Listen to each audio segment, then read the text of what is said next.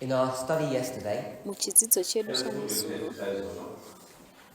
we began to discuss the study of Elder Terry, takatanga kudhiskasa chidzidzo chaelder Terry, the study of the Sunday law. chidzidzo chesunday law.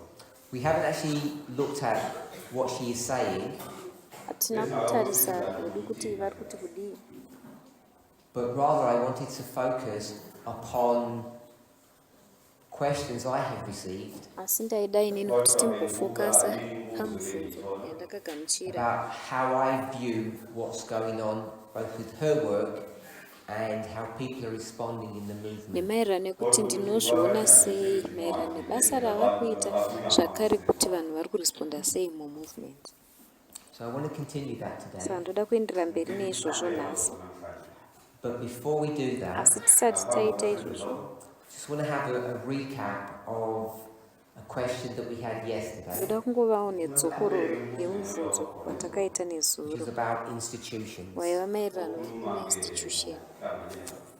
So I don't know if anybody has looked at it or thought about it during the night. saka handizivi kuti vanhu vakautarisa here kana kuti vakafunga nezvavo pausiku, And have either changed their mind or want to say something. uye kuti vakashandura pfungwa dzavo here kana kuti pane zvanoda kutaura. Does anybody have any comments about the question related to institutions? Pane ane mubvunzo here nenyaya yatakataura yemainstitution maviri? No? So is everybody happy with what we spoke about yesterday? Munhu wese anofara nezvatakataura nazvo here nezuro? Okay, so I'll just make a couple of comments then. Ndichangoita macomments mashoma. So this was from Q&A number 1. Izvi zvaibva kuquestion and answer yekutanga.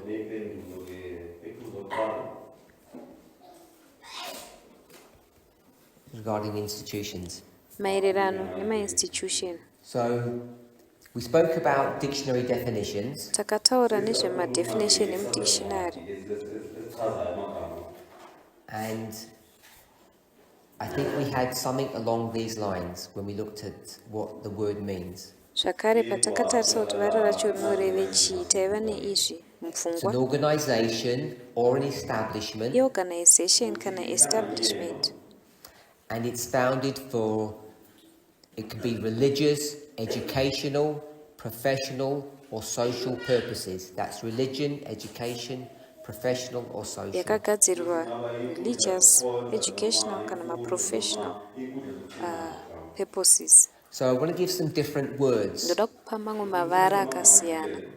A foundation, Inogona kunge iri foundation, a center, center, academy, academy, school, chikoro, university, university, seminary, seminary, a society, society, an association, association,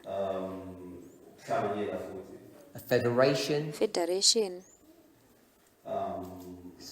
I appreciate some of these words might not translate well. Ndoziva kuti mavara aya mumatranslata zvakaoma. A fellowship, Inogona kunge iri fellowship, a league, inogona kunge iri league, like a football league, sezvakaita football a league, like a football league. We'll leave that one. A union, inogona kunge iri union, a guild, inogona kunge iri guild, like a guild of carpenters. Sometimes they sezvakaita call it a guild. guild yemakapenta dzimwe nguva Some vanoidaidza of these vachiti words might not guild. translate well in your language, I Mamwe understand that. mavara aya Or a anogona consortium, kusatranslata zvakanaka mulanguage. Inogona kunge iri corporation. consortium kana cooperation. So these are all synonyms of the word institution. Saka aya masynonyms evara rekuti institution ese. So some elements of this organization that was established for these purposes. Mamwe ma-elements ebasa rakaestablishirwa organization iyi, ma-institution aya. It's often an official organization, inowanzonge iri organization inotozivikanwa iri official, and it has an important role in society. inenge ine basa rakakosha zvikuru musociety.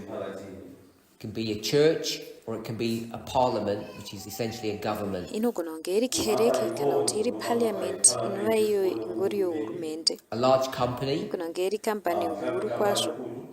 a place where people are locked away or confined. Nzvimbo iyo vanhu vanogona kukirwa mairi kana kuti vanochengeterwa mairi. It can be on account of their age, their disability, or a mental illness. Zvinogona kunge vavharirwa imomo nekuda kwemadisability, mamental illness kana kuti zera ravanenge vava naro. So that's one definition. Ndo That's part part one. 1 yemadefinition iyi.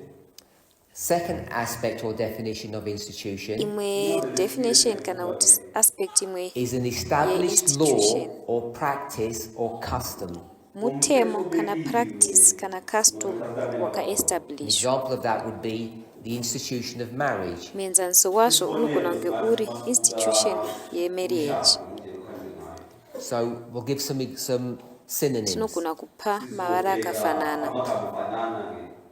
Convention, Kunongeri. like it's the convention. Gona kunge iri convention, Tradition, tradition, a right, tsika, marights a ritual, kana maritual, fashion, mafashion ariko, habit, mahabits, routine, routine, policy, policy, the practice, practice inoitwa, a rule or a law. mutemo. It can also be a well-established person, Inogona kungewo zvakare ari munhu ari established and as I said, or a custom. kana kuti custom sezvandataura. So they're the two main areas of what an institution is. Saka ndo maarea maviri makuru ekuti institution chii. And in Acts 27, Elder Tess was using definition 1, Mu-Acts 27 Elder Tess vaishandisa definition yekutanga. and in the study that was referred to yesterday, which was in Australia early in 2024, earlier this year, Muchidzidzo chakataurwa nezuro chakaitwa kuAustralia kutanga kwegore ra2024. all I simply did was use definition number 2. Zvandakangoita ndakashandisa definition yechipiri. So when she used institution, she was speaking about an organization or an Ivo establishment. pavanoshandisa institution vari kutaura nezveorganization kana establishment. And when I was speaking about institution, I used it in reference to custom, practice, rule or law. Custom, practice, rule, law. Pandakashandisawo vara iri ndakarishandisa maererano nemacustoms nemapractices, mitemo uye rule kana malaws. Any questions? Pane vane mibvunzo here? So if you do a bit of research, Mukaita research, if you look at society, mukatarisa society, most societies have 5 social institutions. masociety akawanda ane masocial institution mashanu. I don't know if people are looking or they already know. Handizi kuti vanhu vari kutarisa here kana kuti vanotoziva nechekare. What are the 5 social institutions that most countries have? Masocial institutions mashanu anowanikwa kunyika dzakawanda ndeapi?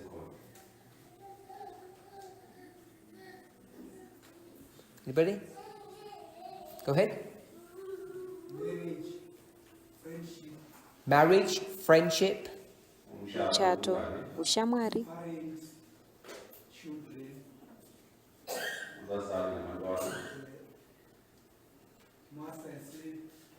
Okay, so what you're referring to are different relationships. ivo wakutaura marelationships aripo akasiyana-siyana. And it's important to understand them in relationship to institutions, but they're not the institutions. Zvakakosha kumanzwisisa maererano nemainstitutions, but haasiriwo mainstitutions achataura.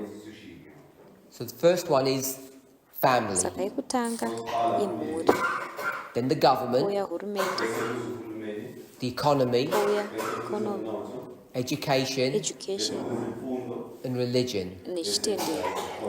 They're the major 5 elements that most societies have as institutions. Ma-elements mahombe anowanikwa mumasocieties akawanda. So I want to just give another way of expressing it, but it's the same thought. Ndoda kupa imwe nzira yekuzviexpressa but pfungwa yakangofanana. So this was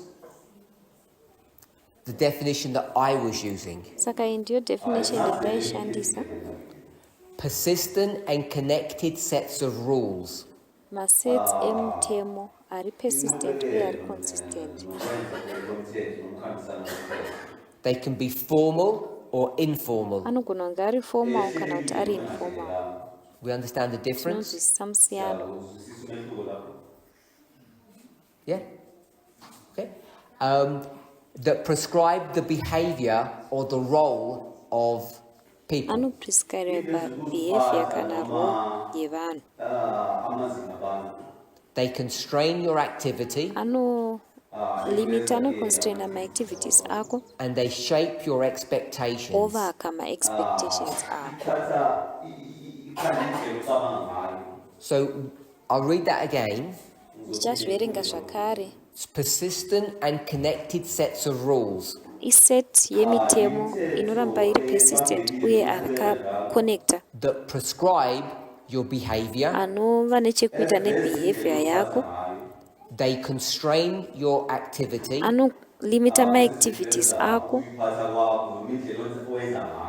And they shape your expectations. Achivakawo zvakare tarisiro dzaunenge uinadzo.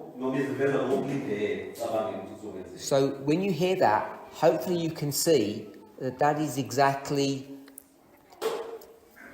in agreement with the message that we have. Saka paunonzwa izvozvo ndinovimba kuti unoona kuti ndo exactly When you hear zvatinotaura people speaking mumessage. about how we should view things, how we should behave, we should treat one another. Paunonzwa vanhu vachitaura nekuti tinofana kubata sei zvinhu, tinofana kuona sei vamwe, ende tinofana kubheheva sei pakati So pedu. both the other 2 presenters yesterday, if you listen to their presentations, you'll see that they were talking about these issues. Vakapresenta nezuro vaviri vaya, kana ukanzwisisa mapresentation avo uchaunzwisisa kuti vaitaura nezveizvozvo. That people's behaviors need to be restricted. Kuti mabehavior evanhu anofana kurestrictwa.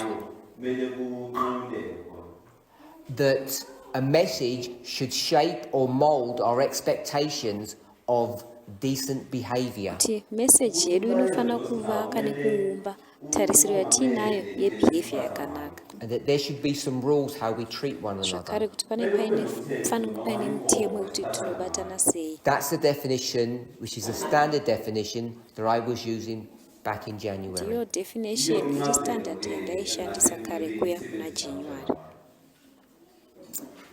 So the question arose of whether or not the church, the SDA church, and America are themselves institutions. Mubvunzo ndo wakazobvunzwa kuti kereke uye America, makereke SDA uye America ndiwo here ma-institutions pachecho. And I suggested that they were not. Inini ndikasuggesta kuti haazi.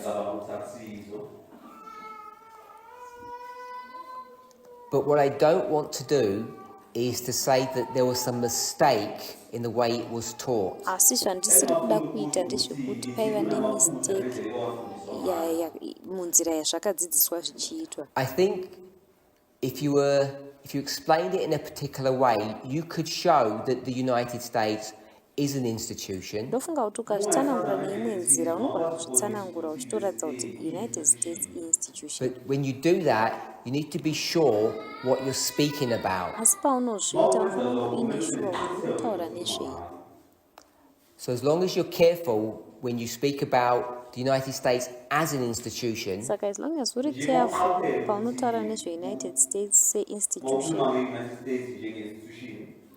I think that it's okay to do that. ndofunga kuti zvakanaka kuzviita. So the way you would do it Nzira yaunozviita nayo is you'd say that the founders of the United States nokuti unotaurawo uchiti vafounders veunited states set up that, we'll call it an organization or a country, vakaseta up organization iyoyo kana nyika for the good of the people, for the good of society. vachiitira zvazvakanakirawo vanhu kana society. So if you leave it at that high level, it sounds okay. ukazvisiyawo palevhel iyoyo yepamusoro zvinoratidzika But essentially what you're zvakanaka, referring to then is the government, asi essentially uri kurefera hurumende, how the government kuti operates. hurumende inoopareta sei. But if you leave that portion out, you can say that the United States was created asi to do good. ukasiya portion iyoyo unogona kuratidza kuti united states yakagadzirwa kuti iite zvakanaka as a lamb. selamb kana sehwayana. And then at some point pane imwe nguva begins to speak as a dragon. inozotanga kutaura sedragon. So the purpose of the United States changes. Saka purpose yeunited states inoshanduka, Which is what we call shipwreck. ndozvatodaidza tichiti shipwreck. So as soon as you start trying to understand what that looks like or what it means, saka paunongotanga kuda kunzwisisa kuti zvinoratidzika sei kana kuti zvinorevei, you then end up dealing with what we would call the institutions of the country, which is really the three branches of government. unopedzisira wakudhila neatondaidza tichiti mainstitutions ehurumende kana kuti atondaidza tichiti mabranch Okay, matatu so I hope ehurumende. we're okay with that. Anybody got any Kana questions? zviri right, pane ane mubvunzo here? So in summary, Summary, I think it's fine to say that the United States is shipwrecked, ndofunga kuti zvakanaka kuti united states inopwanyika chikepe, that it's an institution, zvakare kuti institution which is an organization that was created to do good. inova organization yakagadzirwa kuti iite zvakanaka. But when we start speaking about the United States as an institution, it's really about its government. Asi patinotanga kutaura nezveunited states institution tiri kureva nyanye hurumende yayo. Okay? Okay. So let's go back to conversation that we had yesterday. Saka ngatidzokei panhaurirano yatakaita nezuva.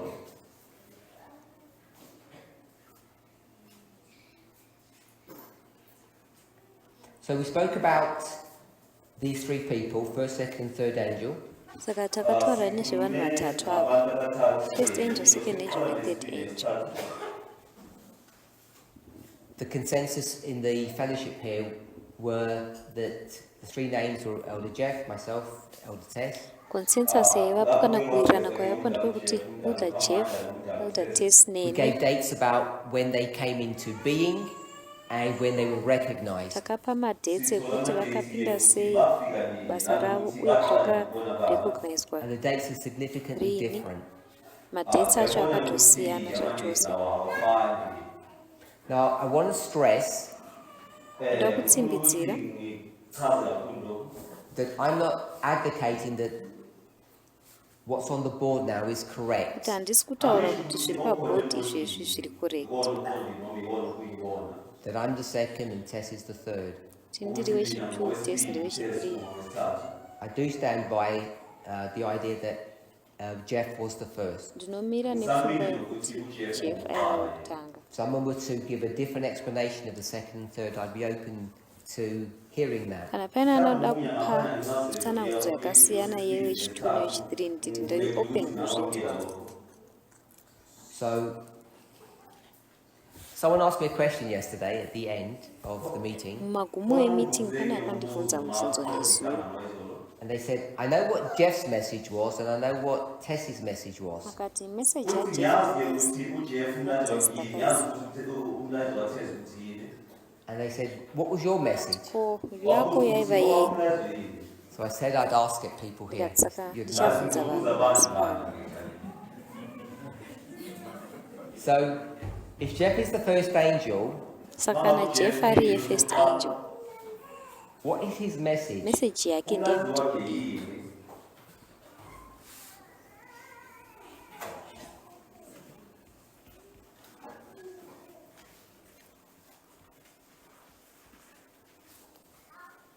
What was his message? Message yavo yaiva yekuti kudii? what I suggest you would do was mentally go back to Revelation 14, remember the words, and try to dovetail or connect those words from Revelation with what his message was. Zvandinosuggesta ndezvekuti mupfungwa menyu dzokera kuna Revelation 14 morangarira mavara acho mozama kubatanidza mavara iwayo nemamessages avo.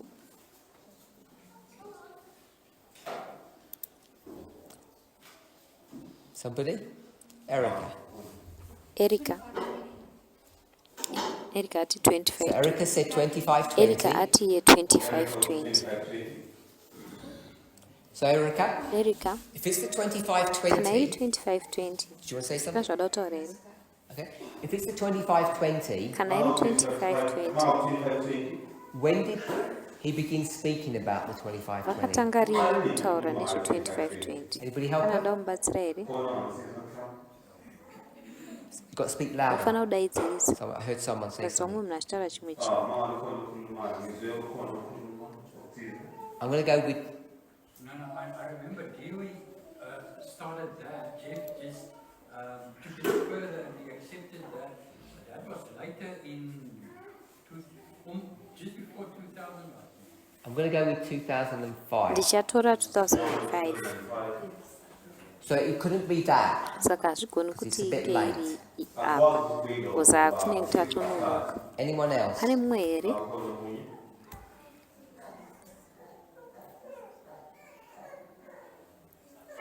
So I'll read out the first Saka angel. ndichaverenga ngirozi yekutanga. Fear God, Tyai Mwari, give glory to God, murumbidze, for the hour of judgment is nekuti come. nguva yerutongo yasvika.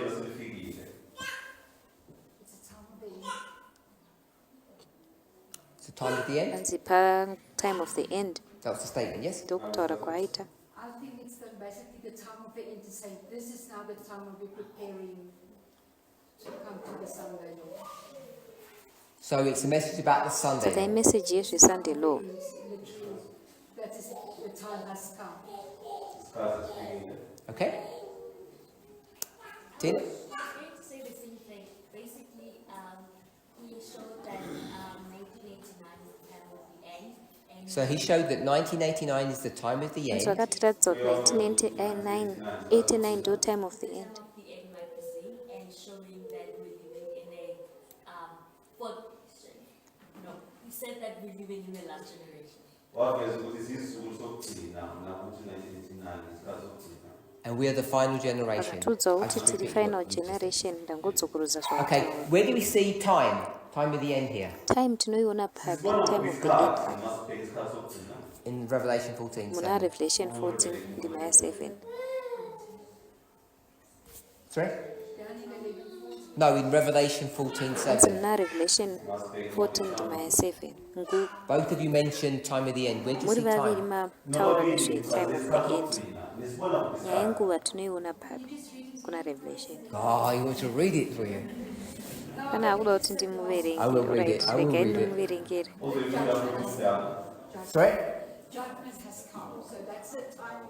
Where's the time of the end? It says for the hour of his judgment has come. It's not, can't be judgment. Judgment is the time of the end.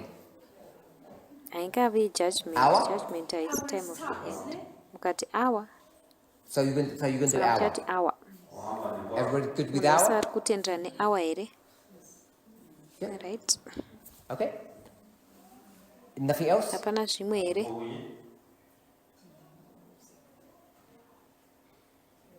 I would have gone with come. Indaizotora kuti come. I'm okay with either one? Yeah, is come means it's a present. Yeah. Kuti is come zvinoreva kuti zviri kuitoitika. Because the hour of judgment could be anywhere. Nekuti hour But if you're saying rejudgment rinogona kunge riri time of chero. the end, Sezvatinotaura kuti time of the end. seems to me that it's saying it's now. Ndizvo zvinoita sekunge kwandiri zviri kuti iriko izvezvi. So we'll say hour is now. Saka tonyora kuti hour ndiizvezvi. Fear God Tyai Mwari means what? zvinorevei?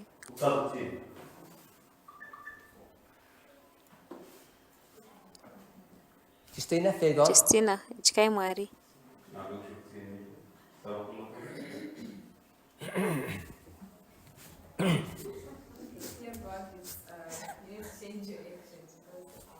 What's that? You need to change your actions. Fear God means anzi tyai Mwari zvinoreva do something about it. wanai chekuita pamusoro pazvo. Everybody okay with Vese that? vanotenderana nazvo here? Is it respect Irespect here or scared? kana kuti kuremekedza here kana kuti kutotya? Shafika? Shafika. Scared? Or respect? You said respect. Shafika ati So you're saying respect over here and they're saying scared over kuremekedza there. uko vari kutiwo kutya chaiko, Both. saka totora zvese. Okay? Alright. Give glory to God. Ipai mbiri kuna Mwari. What's that? Zviri kurevei? I would like to believe it has to do with worship Him in a correct way.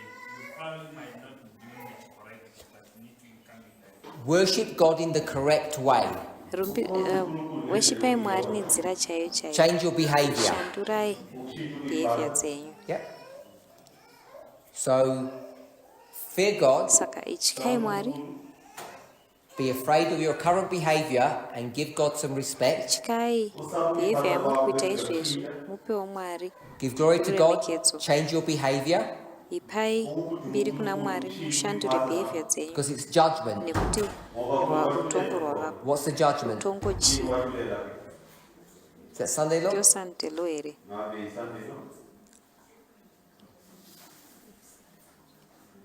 I can't hear you. Hanzi kunzwa? Instigated judgment. So it's not Sunday law. That's Saka haisi sandelo. what you said? Yeah. Okay, so it's not Sunday law. It's the judgment of humanity. Haisi sandelo, kutongwa kwevanhu. And that judgment has now come. Utongo irworwo runenge rwasvika. And then it says, worship him that made heaven and earth, the sea and the fountains of water. What's that? Zvoti munamatei vakagadzira denga nepasi nezvitubu zvemvura. Chiichocho.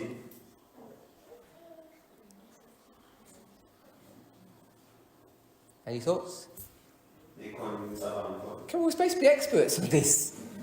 Pane ane pfungwa here, tifanira kunge tiri nyanzvi I kwazviri. thought you were going to help me Ndafunga out. kuti muchandibatsirawo. Go. Yeah, it's a verse that will point you to Sabbath. Sabbath. It's Sabbath. Sabbath. Everybody okay with that? Sari right nazvo here. It takes you straight back to Sabbath. Nokudzoserai straight kuSabbath. So how do you glorify God? Saka munopa mbiri sei kuna Mwari? By keeping the Sabbath. Kuchengetedza Sabbath. And the opposite of Sabbath? Opposite yeSabbath, Sunday. Sunday. So you got the Sunday law message all built into this verse. Mune message yeSunday law inenge yakavakirirwa mazviri zvese izvi. So I want us to see. Sandoda kuti tione. We've got we've got time at the end. Panapa tine time of the end. We've got fear. Tine fear. We've got change behavior. Tine kuti ngatishandurei behavior. We've got judgment. Tine judgment. And we've got Sunday law, Sabbath. Tine Sunday law apa neSabbath apa. Anything else? Pane chimwe here zvakare. Okay. Kana kuti zviri So right. I want us to see that when you look at the evidence of his ministry, Elder Jeff's ministry, Patinotarisa umboni hweministry yaElder Jeff. it meets all the criteria of the first angel. It's really good. Zvinomita criteria yese yeNgirozi yekutanga zvakanaka.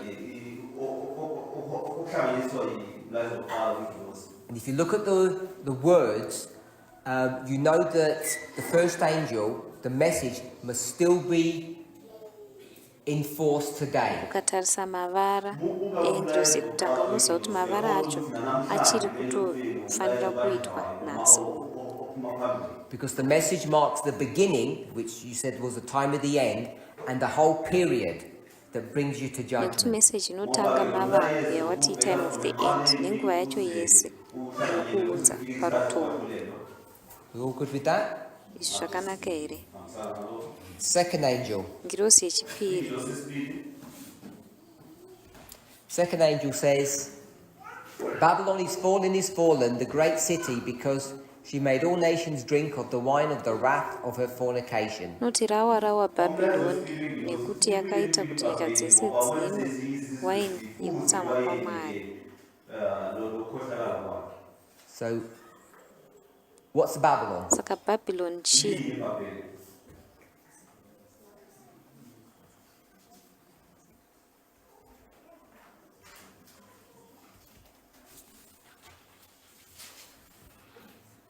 Nobody knows? Oh, at the back? Sorry? Counterfeit. Babylon the counterfeit. Anzi Bhabhironi ndiyo counterfeit. Ndizvozvo? Babylon is confusion. Bhabhironi hanzi confusion. Good? Zvakanaka. Sometimes I wonder if we're confused. Dzimwe nguva ndombofunga kuti tine confusion here. I get confused a lot. Tinova to be neconfusion honest. zvakanyanya kazhinji Okay, anything else? Anything Kune else? zvimwe Tina. here? Tina. The United States. United States They're a counterfeit. counterfeit here. They're Hanzi confused, kwete. Vane confusion but here. they're Babylon. Hanzi kwete. Asi Babylon. Okay? USA. USA. SDA. Mwakati SDA. Seventh Adventist Church is Babylon. Hanzi sangano resavadha eBabylon. Okay? Go ahead. False doctrines. Hanzi ma-false doctrines. Anyone else? Pane mumwe here?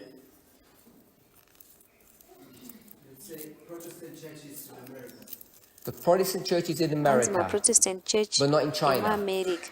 or Kwete Russia. ekuchina Only American nekurussia. ones. EkuAmerica chete. Just trying to focus on the context of the Millerite message.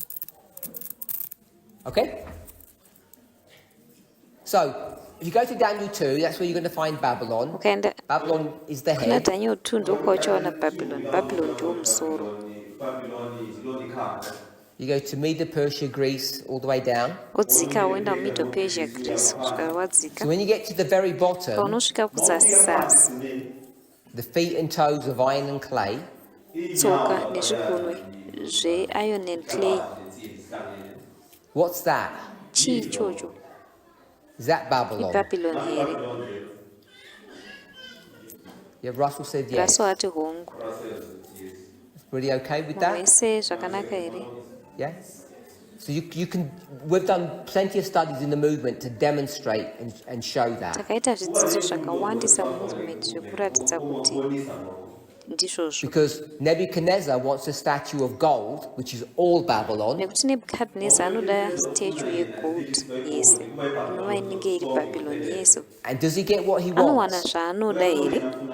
Russell? Raso Yes.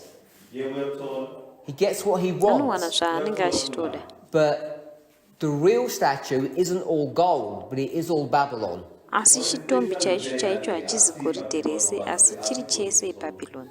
Everybody okay with Munhu that? wese zvakanaka here?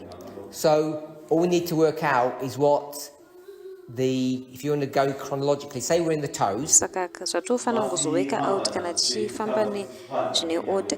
Tikaenda what do the kuzvigunwe 10, if there are 10 of them, what do the toes of iron and clay, we'll just say, we'll go with Daniel 2, what do the feet and toes of iron and clay look like at the end of the world? What are they? tsoka nezvigunwe zveiron and clay zvinoratidzika sechii kumagumo enyika zvinorevei?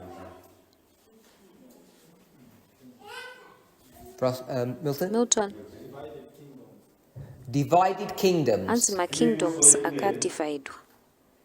When you say divided, Paunoti divided, who are the kingdoms and what are they divided about? makingdoms acho ndivanani uye vakadivhaidika pamusoro pei? I'm following the logic that the head was one kingdom, and by the time you get to the top, it's now many kingdoms. It's no longer united kingdom under one king. Okay? Oh, so they're just separate kingdoms. Saka angori So ma-separate Babylon kingdoms. is separate Babylon kingdoms. kingdoms ari separate here at the end of the world, yeah? magumo enyika ndizvo.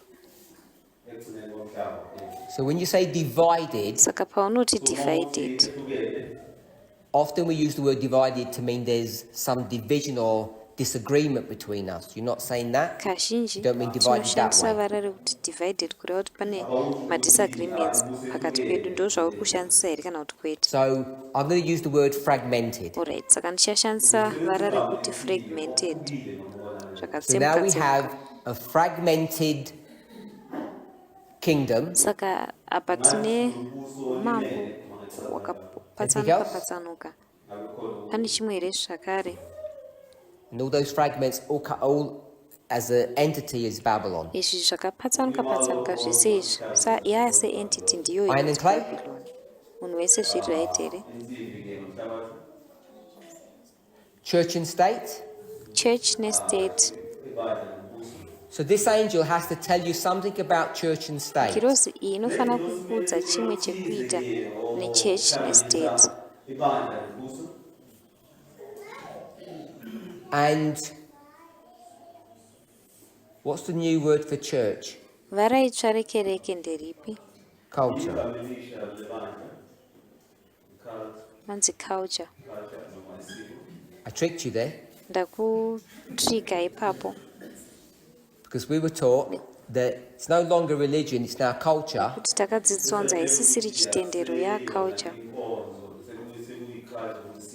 And I just funneled you into accepting that church and culture are the same thing. Ndangokuendesa kuti ufungewo kuti kereke neculture chinhu chimwe chete. Okay? So state is what? Saka state chi?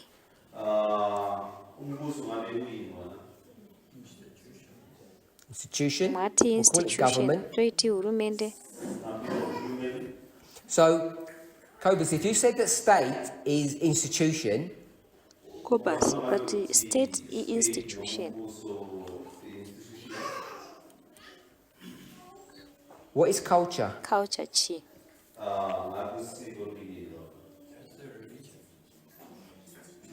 Is that an institution? Anzi chitendero zvikanzi institution here. Sure, but is that an institution? Yes, so they're both, I just want to make the point that they're both institutions still. Ese ari maviri ma-institutions. Okay, so we've, at a very high level, defined Babylon. Tadefina Babylon nelevel iri pamusoro-soro.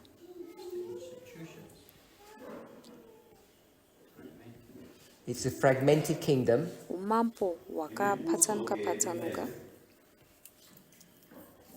And Tina's already said it's the United States. Tina atotudza kare kuti United States. Anyone else? Pane mumwe zvakare here?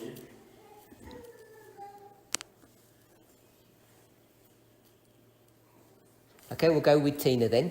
So Tina, you said that Babylon is the USA. Tina iwe wati Babylon USA. Okay, so someone earlier said we should go to Daniel 11, I think someone said that. Pane mumwe ambotudza kuti tiende kuna Daniel 11. So if you go to Daniel 11 Saka ukaendawo kuna Daniel 11 and we say go to verse 40, toti isu ande kuverse 40. it says the king of the north. Yoti iyo king of the north. So who are the northerners? Vekunorth ndivanani? Who is that? Ndivanani vavo? The north. Venorth.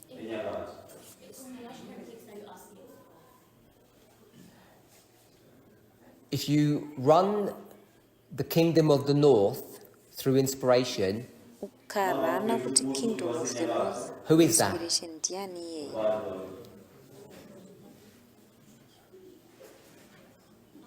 You don't know? Anyone help her? Hauzivi. Kana ndamubatsira here? Sorry? Rome? IRome here? Sorry? It's Babylon. Right, go into the Old Testament and you type the word north.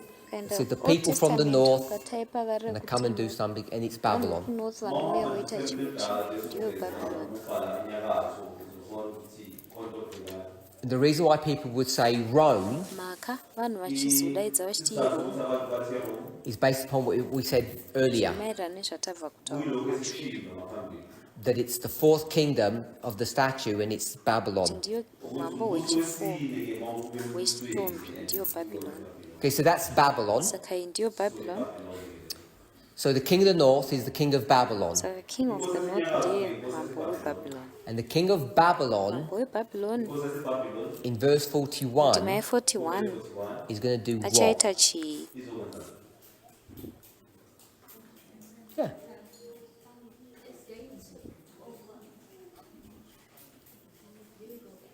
Go ahead.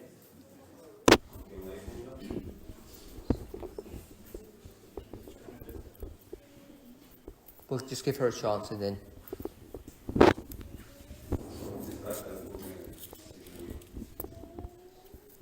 It's going to enter into the glorious land. It's going to take over what?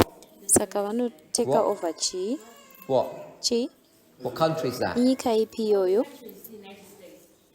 So the king of Babylon is going to take over or control the United States. Mambo wekubabylon achateka over here That's what you- United States. You didn't just say that? Asi swabvotaura here? Okay, so I'm saying that the United States is Babylon, and so Babylon, we can see the Babylon as the glorious land. Okay. Saka iye ari kuti United States Babylon tinogona kuiona iri glorious land. Okay. It's about the king of the north and the king of the south. So it's going to take away the king of the south.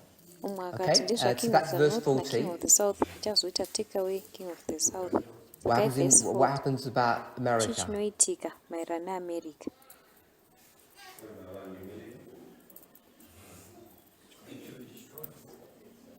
Okay, I just want to make the point about America being Babylon. Alright, ndachida kungotaurawo pfungwa yeAmerica iri Babylon. I'm not saying you're wrong, Handisi kuti uri wrong, but if you're going to say that, you have to understand what verse 41 is asi saying, kana uchizotaura izvozvo unofanira kunzwisisa kuti verse 41 iri kutaura because kuti it says the king of Babylon kuti ichati mambo webabylon is now going to take control of the United ndiye States. achazoita take control yeunited states. A rough reading of that. Chingozviverenga hedu zviri rafu. So logically, it doesn't seem that the United States would be Babylon then. Saka tichiita logic hazvizoiti sekunge united states iyo babylon. So you have to overcome that hurdle in verse 41 to make your point. Saka unofanira kujamba hedo iroro then verse 41 kuti ite make sense.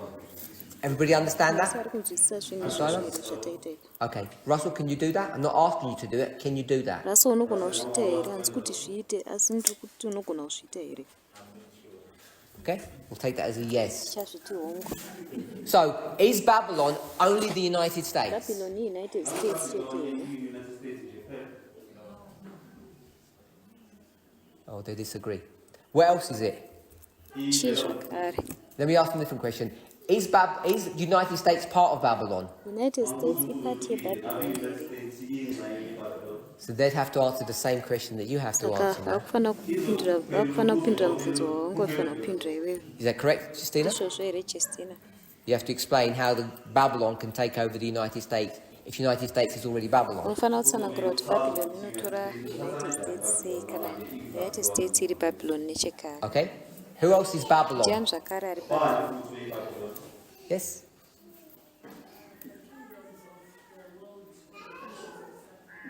The kingdoms of the world. Madzimambo. All of them. Mambo hwepano pasi hwese. The whole world. Nyika yese. Let's call it the United Nations. Ngatidaidze chiti mubatanidzwa yenyika. Yeah? Ndizvozvo. Is the United Nations Babylon? United Nations iBabylon here. Someone else had their hand up? Umwe ngaasunze ruoko. Yes?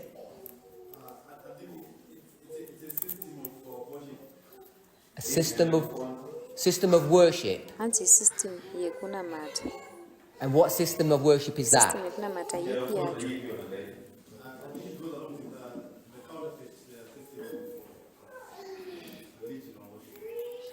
But each of those countries have different worships. Imwe neimwe nyika idzi different religions. inonamata zvakasiyana, ine zvitendero zvakasiyana. Is that the confusion? Ndiyo confusion here. False worship. Hanzi kunamata Any kind of kusiri worship if it's kwemazvokwadi. false. Kunamata kupi nekupi zvako chero kuri false, Yeah. ndizvozvo. Russell, are you happy to make the United Nations Babylon? Russell, unofara here kuti United Nations ndiyo Babylon? No? Kwete. Okay, so tell me besides America. Ndiudze isiri America. Sorry? Papacy. Hanzi papers. So we've got the papacy, we've got America. Saka tine papers, tine America. Do you agree with the papacy? Unotendera nepapers here? You don't? Haubvumirani. What about in verse 40? We say it's the king of the north is, He's talking to you. the purpose is the king of the north is verse 40. Tina forgot that bit. Anga achitaura newe Tina zvevhesi 40. You forgot? John Paul II. Wakanga Tina akanga mwaizvozvana Bringing down the Soviet Union. achidiridza Soviet Union. All good? Ships, chariots, horsemen is what? Maships, machariots, mahorsemen, chii ichocho? Anybody? Mumwe aripo here? The military might fall. Who was it? Ndiani? That was the United States. United States. The military and economic strength of the King of the North. Military and economic strength zvaking of the North. Okay, so I've got USA Pano ndine USA, and I've got the papacy. papacy. Anything Pane else? chimwe here zvakare. South Africa? South Africa here? Are you righteous? Kana kuti muri vatsvene zvenyu. Do you want to put South Africa down? No. You're not part of Babylon? Toisa South Africa here? Hamusi part yeBabylon.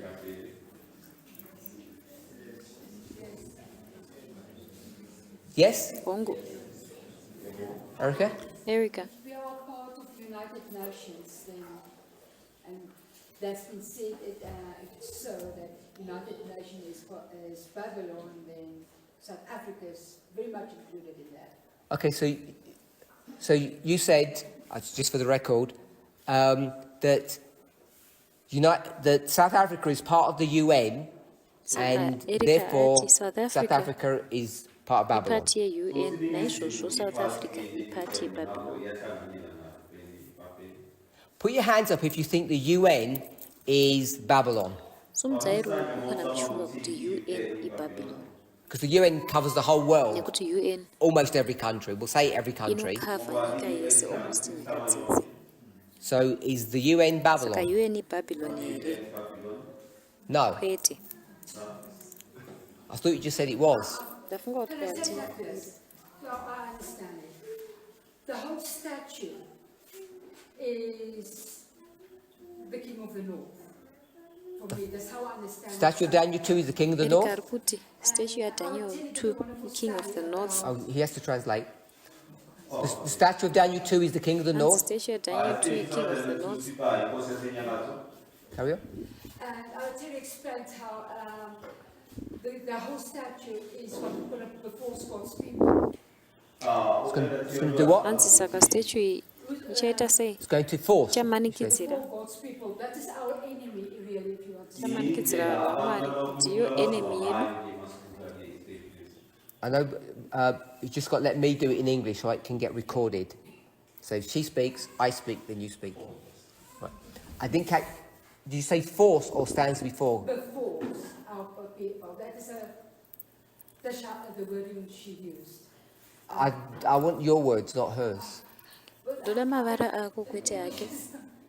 Okay, it is what's going to happen to us. What It's is? the statue.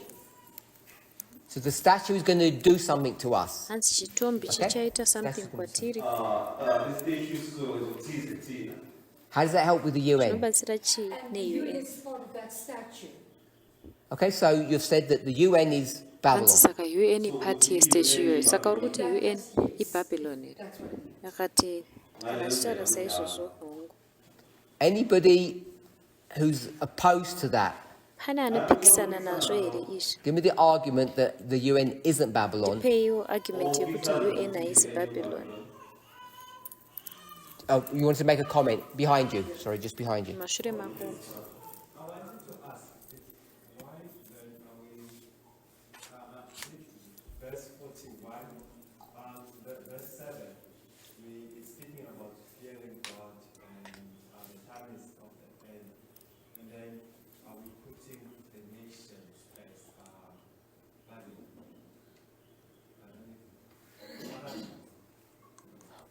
I don't understand your question.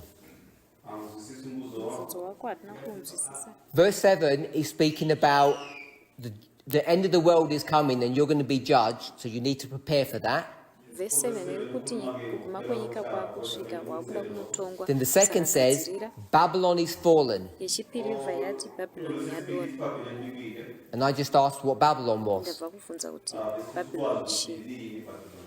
And we went back to Daniel to try to understand what Babylon was. Tazodzokera kuna Daniel tichida kunzwisisa kuti Babylon chii. And it seemed to be kingdoms, Zvaita sekunge makingdoms. countries. Nyika dzakasiyana siyana. And then there was this church and state element to it. Paine zvakare church and state element kwazviri. So that's a short summary of what we said. So what's your question? Saka ndo samari pfupi yezvatataura. Saka mubvunzo wako ndeuti kudii. So to understand verse 8, you need to go back to verse 7. That's what you just said. Kunzwisisa verse 8 unodzokera kuverse 7 ndozvawabva kutaura. Tell me what you think we've done wrong. Ndiudze kuti unofunga kuti chii chataita chiri wrong. I want to, like, if verse 7 is speaking about the time of the end, the fearing of God, and then verse 8, it says that this Babylon is actually fallen. Going to Daniel, is it going to help us to understand what verse 8 is saying?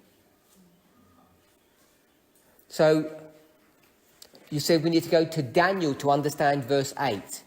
Saka uri kuti kunzwisisa verse 8 tofanira kuenda kuna Daniel. Is that what you said? Zvawataura here.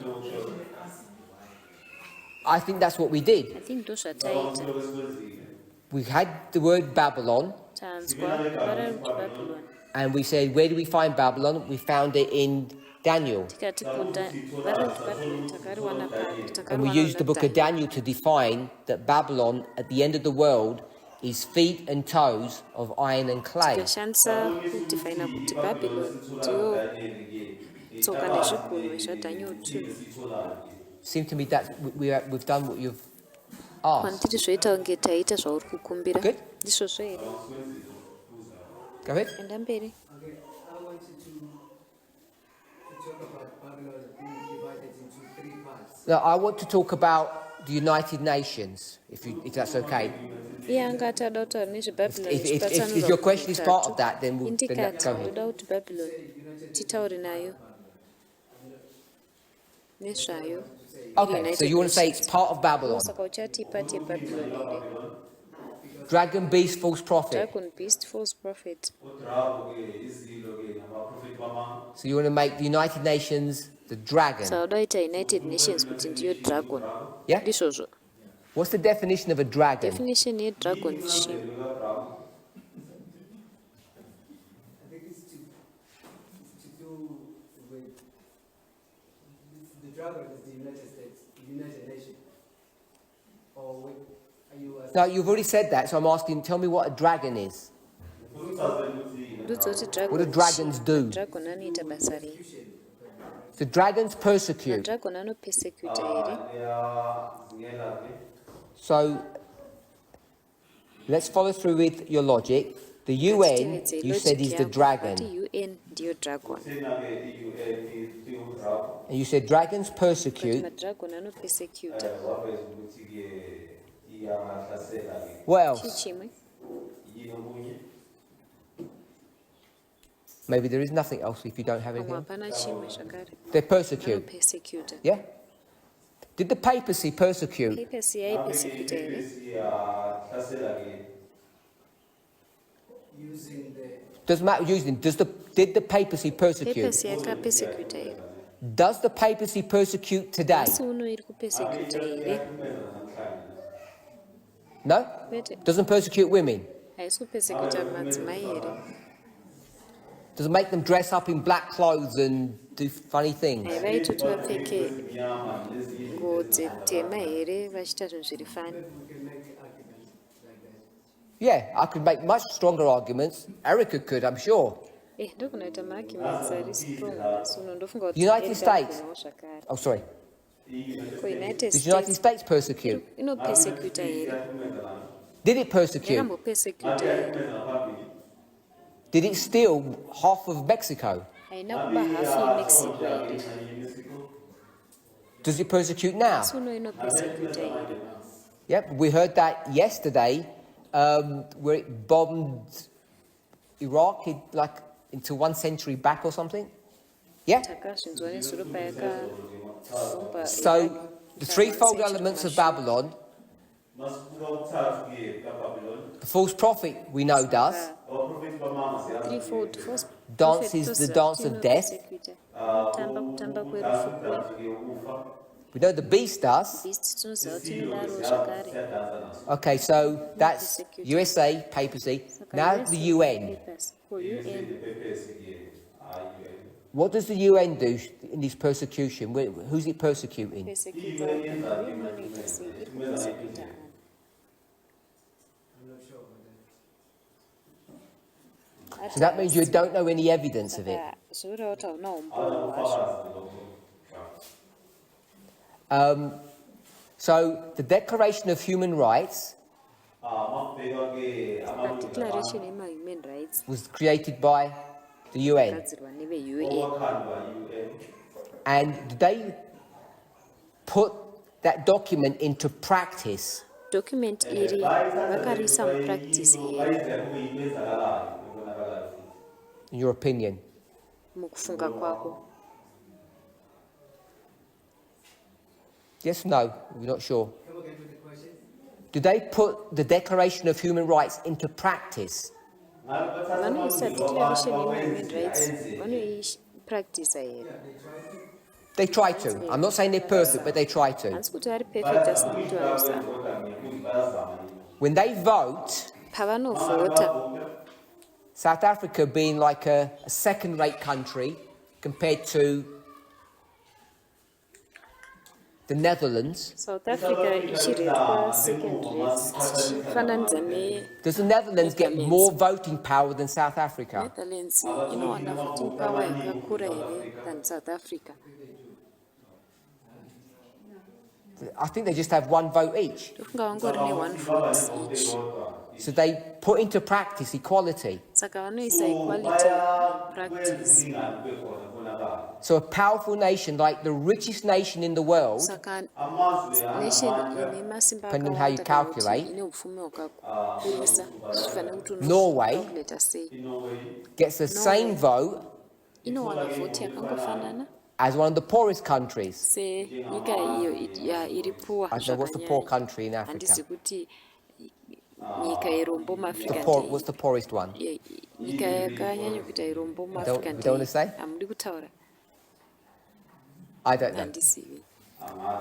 So when they get the same vote, Vanowana vote yakangofanana so they put into practice what they believe. saka vanoisa mapractice zvavanotenda. The more you look, the more you realise that the UN isn't really a persecuting power. Katozozvitarisisa unozoona kutoti UN haisi asi panopesekita. Anyone Pane else? mumwe here zvakare. Yes, Toby. If I listen to everything we're saying now, Ndikateerera zvese zvatiri I'd kutaura say, that says Babylon zvinonzi Babylon is a worldwide system, isystem government, kana government kana institution yepasi tenderere. Oh, wait there, sorry. I got so enthralled with what you're saying. So, if we follow through with what we've just said, Tikatevedza zvatabva kutaura, then Babylon is a worldwide organization or establishment then Babylon Did I miss anything? Worldwide Organization is established. Supposed to look after the welfare of the people. That was supposed to look after the welfare of the Hanzi people. vaifana kuti look after welfare yevanhu. But it's actually doing the opposite. But it's actually doing the opposite. Asi vanhu vakuita zvinhu zviri opposite. So there you can include all the different pieces, the papacy, the USA, the United Nations, because that's an embodiment of everything. So you can include everything because it's the embodiment of this whole idea. Saka unogona kusanganisira zvese nekuti ndo embodiment yepfungwa dzacho dzese idzi. So when we are asked to come out of Babylon, it means that we need to come out of the system that actually now not overseeing the good of the people, but is actually now turned against the people. So when we come out of Babylon, we need to come out of this system that was supposed to take care of us, but now doesn't.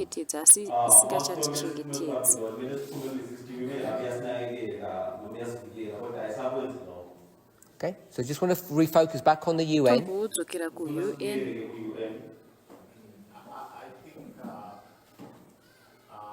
why the UN, I don't think it can be Babylon. So Russell says the UN isn't Babylon because UN is Babylon. It stands for something that is called and has been trying to implement its good agenda. because it stands for something good and it's trying to implement it. It's trying to implement good.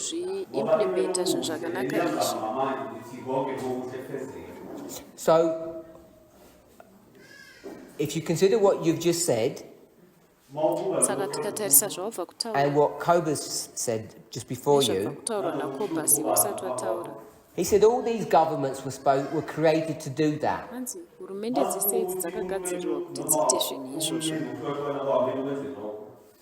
But they've lost direction. They become shipwreck, if you like. Acts 27 defines a specific point of shipwreck. Acts 27 But you could see the progressive steps of that if you looked. So the question we have to ask ourselves, this organization, the UN, that was created to do good, has it now changed its role and is now purposed to do bad? Which would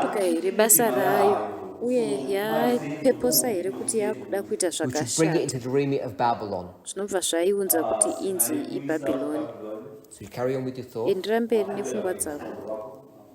what we see through the history of the UN is, like an example, each time the USA wants to do something bad, it will actually probably say, you won't hear what you have to say as UN, then it will like just do, it will prioritize its foreign policy and its ideas above that of the UN. So if I summarize what you've said, tell me if this is correct. That the UN often is in conflict with the United States. When the United States wants to do something wrong, the UN tries to block it.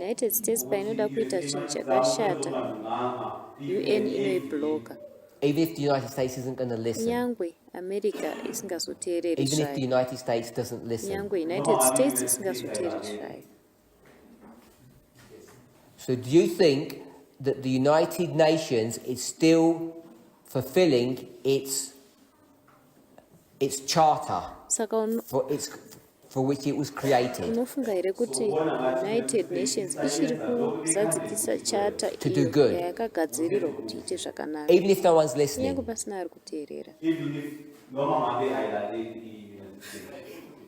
Yes? Okay. Erica. Sometimes I think if a person doesn't act on something, he's just as guilty that sin as the person who did the sin, correct? Sin of omission, you're speaking of. Then I will charge. Mr. Translator. Saka Erika ari kuti dzimwe nguva kana munhu akasaita chinhu zvaangofana nekuti aita chitema. Nations for that sin. Because if you want proof that they are not doing their job, then just go and look at Gaza and Israel. Okay, so because the UN don't do their job, Hanzi nekuda kwokuti UN haiiti basa rayo, sin of omission, chitema chekusaita, they're guilty, vari guilty, which puts them into Babylon. zvobva zvavapinza kuti vava Bhabhironi. Is that the steps you've gone Ndiwo through? masteps awatora.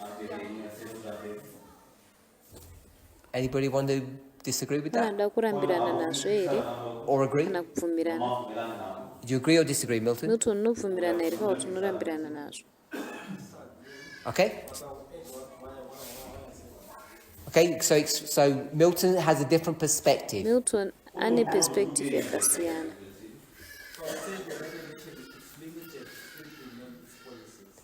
So the United Nations is limited in what it can do to implement policy. United Nations iri limited nezvainogona kuita kuti implement mapolicies ayo. Because Nekuda kwokuti All these countries need to cooperate to make what United Nations have to do a success. it's limited because all the countries need to cooperate to make it a success. inolimitwa nekuti nyika dzese dzofana kukoopareta kuti zvinhu izvozvo zvigone kubudirira. So the success or the protective elements of the United Nations Saka kubudirira kana maelements ekuchengetedza eUnited Nations are the very elements that stop it being able to do anything. ndiwo maelements zvakare anogona kuimisa pakuti igone kuita zvinhu chero chinhu. Dictators can get things done. Madictators vanogona kuti zvinhu zvingotobva zvaitwa ipapo. As soon as you have a government that has different elements that all have equal power, Paunova nehurumende ine maelements akasiyana siyana ese aine masimba and they all have their own perspectives, vese vaine miono yavo yakasiyana siyana, it's very difficult to get things done. zvakaoma kuti chinhu chiitike. So if we had the United Nations and we wanted them to get things done, Saka kana taiva neUnited Nations taida kuti vaite zvinhu, what you'd have to do is give certain countries more power than other countries. zvawaizofana kuita kupa dzimwe nyika masimba akawanda kupfuura And that dzimwe. would go against the very ethos of the United Nations. Zvopikisana manje nezviri pamongo So as soon as you wezvinoitwa start neUnited saying Nations. one person, one country, one vote, Paunotanga kuti nyika imwe chete, munhu one, vhoti imwe chete, the machinery just grinds to a halt. meshina uya unongozvosvika pakumira. So by definition, the United Nations is powerless to take action in many things. Saka nedefinition United Nations haina masimba ekuti iite zvinhu zvainofana kunge That doesn't make it bad. sazviitika kuti iite rakashata. So in our movement, Saka movement medu people say, when you're going to change the vows or when you're going to make this decision? vanhu vanoti muchashandura mavhauzi rini kana kuti muchaita sarudzo iyi rini. And I say, if it was just me, we'd do it tomorrow. Ndoti dei ndandirini taizviita mangwana chaizvo. But as soon as you have a committee Asi pamunongova nekomiti and you let everybody have their own opinion and have their own equal vote, noti munhu nothing wese happens. ave neopinion yake nemavhotsi ari equal, hapana chinoitika. It's a problem of democracy. Idambudziko redemocracy. It's a weakness, not a failure of it, I think. Iweakness kwete failure yainayo. Okay, so I want to suggest, I'm not making a strong point on Ndoda this, kusuggesta handisi kuita pfungwa iri strong pamusoro pazvo. I don't think the UN meets the criteria of being a part of Babylon. Handifungi kuti UN inomita criteria yekutoti itonzi iBabylon. It does have many faults and weaknesses. Hongu ine mafaults nemaweaknesses akawanda. One of them is the Security Council. Imwe yayo iSecurity Council. Because the creation of the Security Council, whatever the reason was, seems very undemocratic. nekuti kugadzirwa kweSecurity Council zvisinei nemareasons aivapo hazvienderani nedemocracy. Okay, so coming back to our question, Saka todzokera kumubvunzo wedu, Babylon, church and state, church nestate, got the USA, we've got the papacy. tine USA apa, papasi apa.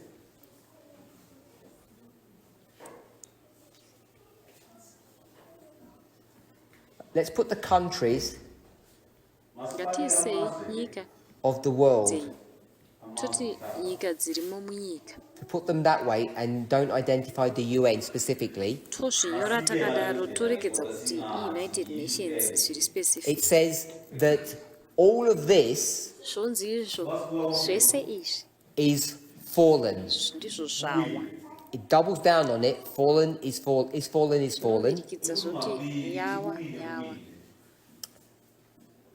Which means it's completely at its worst. Zvoreva kuti yasvika pari wese.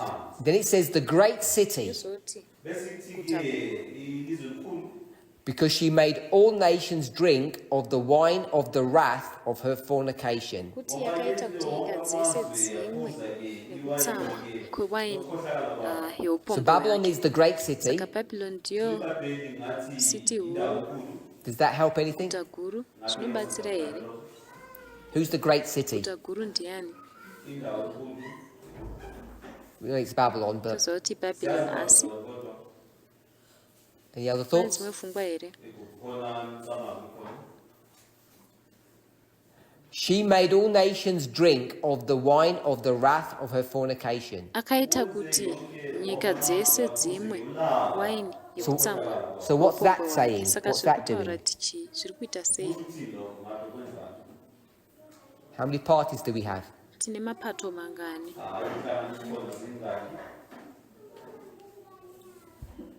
She? Iye, Shafika? Shafika. She and them? Iye navo. Two. Tine maviri. So, who are the them? Ava vari kunzi avo ndivanani? Shafika, who's the them? Shafika vari kunzi avo ndiani? The nations. Ndidzo nyika. We've just said countries. That's Tati nations. isusu nyika ndiyo manations. So technically the nations are not Babylon, Saka nyika idzi kana manations havazi Babylon. because Babylon is making them do something. Babylon ndiyo iri kuvaitisa kuti vaite chimwe chinhu. Wherever the Rhine is, or wherever the wrath is, we're not sure. Sinei nekuti waini chii kana kutsamwa chii. Zvina basa izvozvo. So we have to be careful how we deal with verse 8 Saka tofanira kunge tiri careful kuti verse 8 tinodhila nayo sei. when we start trying to break this down. Patinenge taakuda kutsemura izvi nepakati. So let's just try to simplify it, which may not be 100% accurate. Ngatizamei kuzvisimplify zvogona kunge zvisiri 100% accurate. Babylon was this church-state organization back in Nebuchadnezzar's day. Munguva yaNebukadnezar, Babylon yaiva organization yechurch nestate. It went all through history and comes to the very end. Inoenda kuburikidza nenhoroondo yosvika kumagumo. And now what Babylon is going to do Zvinozoitwa manje neBhabhironi is that she's going to make the nations drink. kuti inoita kuti nyika ndudzi dzimwe. Are we all okay with that? Zvakanaka here izvi? So Babylon seems to be different to the nations. Saka Babylon inoita kunge yakasiyana nendudzi nenyika idzi. So is the USA a nation? Saka USA ination here. And it doesn't look like it's part of Babylon. Inoita sekunge haisi pati yeBhabhironi. It's made drunk. Inoitwa kuti idhakwe. It goes into some relationship with Babylon, Inopindawo muukama neBhabhironi. but the verse seems to distinguish between the two. Asi vhesi rinoita kunge kusiyanisa pakati pezviviri. Okay, so the question is, Mubvunzo ndewokuti did I ever teach any of all of this stuff? zvese izvi ndakambozvidzidzisa here? Did I teach this? Ndakazvidzidzisa here? Have I got some message that explains all about the church-state relationship and who Babylon is. tine mameseji ekuti ukama hwechurch nestate uye kuti babylon ndiani. That I've explained Daniel 2, Revelation 17. kuti ndakatsanangurawo Daniel 2 Revelation 17. Oh. So, I can't see the person who asked me the question. Pandichaoni munhu akandibvunza mubvunzo. Maybe I am the second angel then, according to this Saka definition. maererano nedefinition iyi pamwe ndiri second angel yacho. That I've explained who and what Babylon is. Ndakatsanangura Babylon chii. Because you need to do that to define what its fall is. Nekuti unofana kuzvigona kuzviita paunodefina kudona kwayo. Erica. You just did it. You just helped There me. was confusion here about what was everything, and Mabva you just kuzviita, started zvikanzi to help us see vandibatsira. what we, how we see things, and you're open up to see that our thinking is not always correct, and that is how it should be. Amen. Hanzi tinobvuma kuti Okay, kufunga so we've dealt with the kugara first correct and the second angel. zvakadaro. Russell. Tadhila neNgirozi yekutanga neyechipiri. Russell. I don't know if I'll be correct. Like, we used to say that on the second news message, which is addressing the bad entity, we used to also contrast that when we contrast, there's something good. When we used to say, So, when we used to, in the past, when we used to study the second angel's message, Hanzi kare taimbodzidza meseji yeNgirozi yechipiri. we said if there's a negative part of the message, there must be a positive part. Taiti kana kuine pati iri negative yemeseji panofanira kuva ine pati iri positive. Ndizvo. say the second angel also is righteousness. Okay, I get that point. So, if the second angel is going to speak about this entity that is fallen, Saka kana Ngirozi yechipiri ichizotaura nezveentity yawa. it seems reasonable that that same angel will speak about an entity that is risen. Zviri reasonablewo kuti Ngirozi iyi inotaura nezveentity yasumuka yasumuka. Russell didn't express it that way. So anozvitaura ake nenzira iyoyo. He said that there has to be a message about Taura righteousness. achiti panofanira kunge paine meseji yekururama. Yeah? Yeah, and when it comes to that part of righteousness, I think you have been consistent when you're talking about maybe righteousness by faith. Okay, I'll like that. So, Russell said that I've consistently spoken about the subject of righteousness by faith, Russell justification by faith. ataura nemeseji righteousness by faith, justification by faith. Okay? I feel a lot happier now. I couldn't answer my friend's question yesterday. Ndakatadza kupindura mubvunzo weshamwari yangu. Okay, 2 points. Erica, Cobus, and then we close. Points ekupedzisira Erica naCobus tobva tavhara.